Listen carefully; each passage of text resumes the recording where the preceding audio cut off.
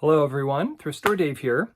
This is going to be part one of a two-video series of Q4 sales, items that I bought and resold, what I paid for them, what I sold them for, made $900 in just about a month and a half. So I wanted to share some of the highlights with you so that way you could see what items that you'd want to look for when you go out thrifting and with an intent to resell.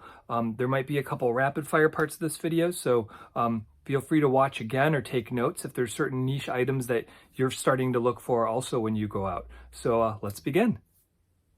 Okay, first we have a set of 3 Roundtree and York size 3XL dress shirts. They were new with tags, was able to pay $5 a piece for these in the store. Had to sit on them for a little bit, but was able to sell them for $40. Plus size stuff, if it's brand new with tags, always sells. You just may have to sit on it for a little bit. After that, I've got a pair of Adidas golf shoes. These were also new in their box. I was able to get these on goodwill.com, shopgoodwill.com, as part of a lot that I paid $43 for, including shipping. This alone I got $38 for, and I've already sold everything in that lot for over $200 in sales. After that, we've got a Roots Canada windbreaker. This is a brand that is more special up north of the border, but it's still very desirable. And so if you see one of these, you should grab it. It's a bolo. I paid $16 for it, which is a little more than I'd like to, but I was able to make more than $20 on it, sold it for a quick $40 in very little time. After that, we've got an old PlayStation 2 NHL Hits 2003 video game that I bought in a garage sale as a lot of 14 video games. Paid $1 a piece for them. I figured out which ones go for more, sold just this one alone for $17. Any other games I sell now are pure profit. Next, we've got a pawpatrol duffel bag. This was something that was little. It was new with tags though, so I paid $4 for it. I think in the future I would have paid a little less for it or just walked away. Still made over $10 and sold it for $15.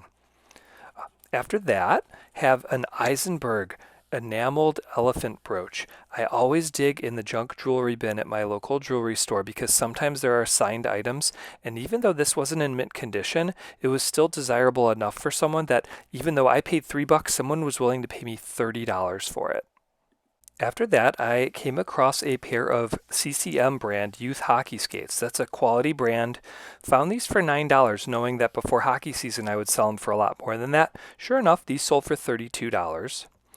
And then after that, we've got a Wizard of Oz strange latex mask, a flying monkey latex mask. This I didn't like paying $9 for, but I figured before Halloween someone would want to get it because it's uncommon. So I was able to make $20 on it and sell it for $30 with an offer that I sent. All right, now it is rapid fire time. All these are neckties that I paid $1 for a piece. Take a look at these different brands, take notes if you must, so that way when you go out, if you hunt for ties for a low price, these will resell. Bird Dog Bay, paid $1, sold it for $14. There was a lot of lesser well-known or lesser well-liked jerrygarcia ties, paid $1 a piece for these, sold the lot for $22. Individually, there was one jerrygarcia tie that was a little more desirable, so paid again $1 for this, but sold it for $15. As well as a couple pair of jerrygarcia ties that were pretty interesting and goofy from the 90s that I sold for $16. Obviously, any Hermes tie, if you find, is going to be worth a lot of money. The sciencey or thematic ones aren't as valuable, but if they get ignored and put into a $1 bin, selling this for $65 was a huge win. My paisley project continues. I still will buy unbranded or off-brand paisley ties, sell them in a lot, and someone who likes that pattern will buy the lot of them for me. So I sold 14 of these for $35. Polo is a special brand, always sells. If there's any solid color polo ties, sell those individually. This one made $15. After that, we've got a Versace, their brand, their Medusa head tie. Those are always popular. Even though this one was wrinkled and beat up, still sold it for $16. Lastly, I sold 5 car-themed ties. Do keep in mind, there are people that like golf, like cars, like guitars, like other topics. If you can get a lot of topical themed ties, you will sell them in a bundle and make money if your cost basis is low enough. I spent $5 on these. I sold them for $25. Thank you so much for watching so far. If you've liked what you've watched, please hit that like button so it can get distributed to more people out there. If there's anything that you found interesting, please comment also. That also helps get my video distributed to more people who might find these things helpful. All right, let's see what else I sold. Okay, so next we have a Gemmy brand's dancing skeleton. This was from the Y2K era. I paid $5 for it. It was making noise but was not moving. Someone who buys these to rehab them still paid me $30 for it. After that, we've got a 1990s era Cleveland Indians Chief Wahoo sweatshirt. Now these again are harder to find because they rebranded the Cleveland Indians into the Cleveland Guardians. And so, Guardians. And so I paid $73 for a whole lot on Goodwill. This alone sold for $25. I'm ahead $30 on this lot and counting. After that is one of my rare successes I've had with plush. It's a rare win. I sold this Squishmallow. It was new with tags and I only paid $2 for it, but I had to sit on it for over a year to sell it for $18. After that, we've got a Little Mix hoodie that Little Mix is a band, and this hoodie supports that band. And they're not super well known, but they probably have their cult following. So when I found this hoodie for just $2, I figured someone would eventually buy it. And sure enough, within a couple months, someone paid me $25 for it. So I would definitely buy band hoodies, even if they are obscure bands, because all bands have fans. Next, I sold a very unique Dr. Pepper can holder. This was something that was probably not really vintage, but someone took a vintage label and put the effort in to make an Etsy-like item, and someone eventually bought it from me for $25. I paid $34 for this whole pop culture lot on shopgoodwill.com, and I've made 3 times my money back so far, including this item. After that, I found in my local thrift store a 1970s era ABC Wild World of Sports reporter jacket. I overpaid a little bit at $15, but was still able to get out from under it for $30. So again, would have liked a better price point on this, but it was really cool and I learned from it. After that, we've got 2 different Cleveland Indian items that were part of that $73 Goodwill lot. One is a foam waver, and I was able to sell that for $23. And then another is a tapestry that I was able to sell for $30. And both of these items are, again, kind of canceled since the team got renamed, but they are still very collectible to people who like that franchise. After that is a old Dick Durbin for Congress pinback from the early 1980s. I was finally able to sell. I bought a lot of political pinbacks for $18 back over a year ago. I've made $60 in counting on the whole lot. This one I just sold for $15 and it was nice because it took up no space while I waited.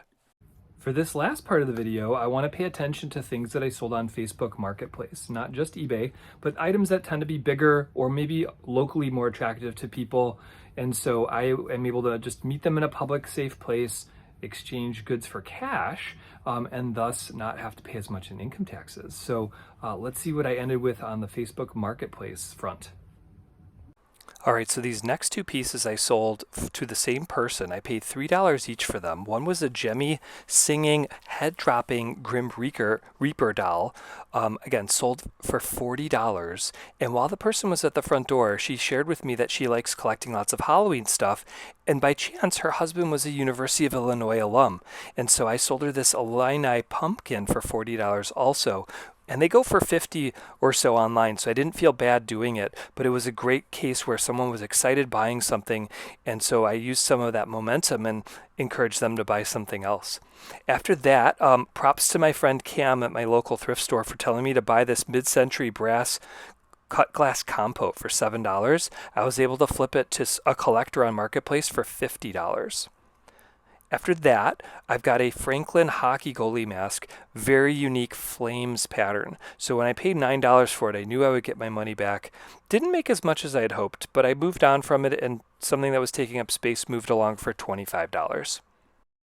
Winding down here, I had a lot of 3 different Harley-Davidson mini gas tank sets that I was able to get on shopgoodwill.com when I bought this large Harley lot for $50. There are 3 of them in total. I was able to sell all 3 of them to one person for $20 a piece. So made $60, was already pure profit after selling these 2 items with still a really cool vest and helmets to go. So made a lot of good money on that lot.